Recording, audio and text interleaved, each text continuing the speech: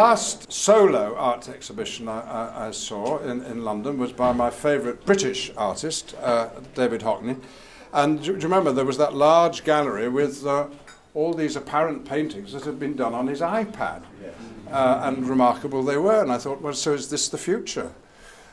What's wonderful is to come here and realise, no, it isn't. There are many ways of illustrating life, and this goes back to painterly qualities of classical techniques that absolutely make you marvel. The stories here are full of wit and good humour and sensuality, of course, and eroticism, and they're quite exciting, and they're theatrical and they're cinematic, always painterly, and you can't quite believe your eyes, can you, that anyone could do such a thing.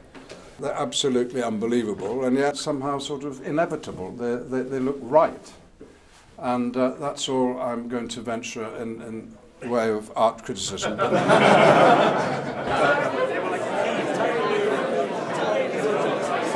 I met Ross in New Zealand, in Wellington, New Zealand, when I was shooting The Hobbit. I remember Ross asking me if I would like to sit for one of his paintings. They're amazing. So to be part of one was obviously a privilege. Yeah, about 4 months later, there I am. I love it.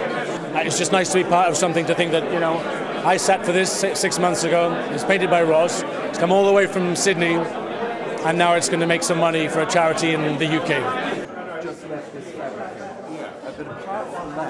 I'm not absolutely certain how I first saw Ross's work, but I certainly saw the paintings before I met him. And like everybody who sees them for the first time, you think, how on earth is that done? And it's what's interesting going around the exhibition this evening. You see people doing this, trying to work out the brush strokes, and you can't see them. He's a magician. It sounds fabulous, doesn't it? It's always a bit weird seeing myself, I think, you know.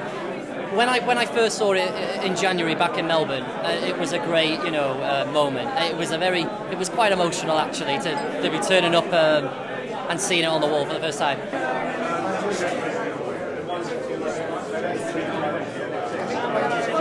Thank you, Ross, so much for painting these works. You're not only a brilliant artist, you're a great and good man.